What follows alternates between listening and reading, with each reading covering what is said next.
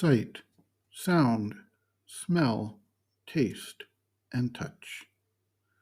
We all recognize the input we receive from the five physical senses. These perceptions form the basis for much of our interpretation of our reality and our decision processes.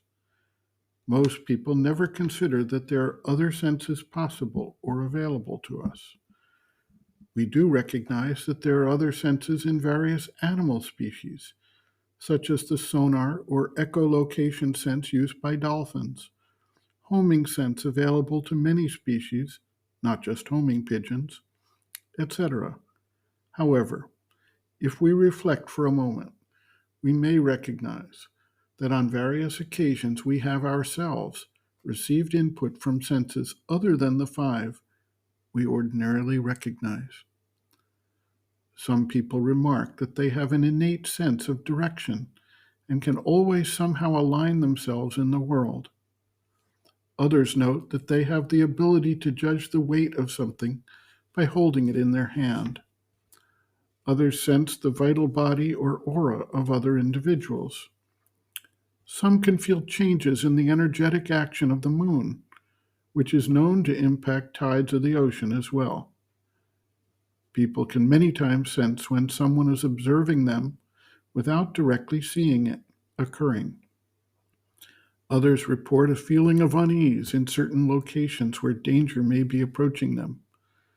Some people report a connection to another individual far away who may be thinking about them, or, as in the case of some documented cases out of the First World War, when a close relation was injured and dying on the battlefield. Still others report a sense of a different atmosphere in one locale or another that may register subtle physical characteristics, differences in weight of the atmosphere, etc. All of these are signs of additional senses that provide us input without our overtly recognizing where and how that input is reaching us. There is, of course, also an entire range of powers that include telepathic communication, remote viewing, etc. Many of these are clearly represent physical senses, while others may belong more properly to the vital aspect of our being, or direct powers of mind not specifically based in the five physical senses of perception. A disciple asks, "You said that our body can become receptive to forces which are concentrated in certain places or in certain countries. But can we have this physical sensation without a preliminary preparation of the consciousness? Or is it truly a spontaneous sensation like heat, cold, or goose flesh, for example?" The mother responds, quote, "If it were the result of a thought or a will, it would not be an experience, and it would have no value. You understand, I affirm absolutely that any experience that is the result of a thought or preconceived will has no value from the spiritual point of view." End quote. But were you not in a state, so to say, favorable to this sensation?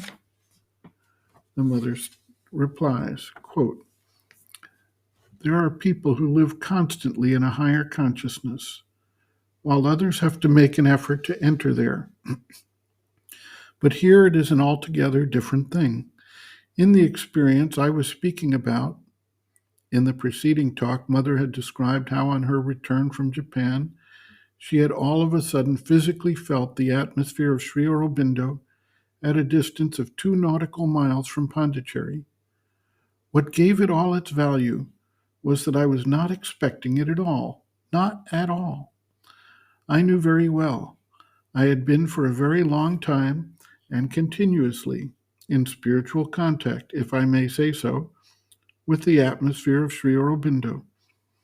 But I had never thought of the possibility of a modification in the physical air, and I was not expecting it in the least. And it was this that gave the whole value to the experience, which came like that quite suddenly, just as when one enters a place with another temperature or another altitude. I do not know if you have noticed that the air you breathe is not always the same, that there are different vibrations in the air of one country and in the air of another, in the air of one place and in the air of another. If indeed you are accustomed to have this perception of the subtle physical, you can say immediately, "Ah, the air is as in France," or "This is the air of Japan." It is something indefinable like taste or smell, but in this instance it is not that. It is a perception of another sense. It is a physical sense. It is not a vital or mental sense. It is a sense of the physical world. But there are other senses than the five that we usually have at our disposal. There are many others. In fact, for the physical being, note that I say the physical being, to be fully developed, it must have 12 senses. It is one of these senses which gives you the kind of perception I was speaking of. You cannot say that it is taste, smell, hearing, etc., but it is something which gives you a very precise impression of the difference of quality, and it is very precise.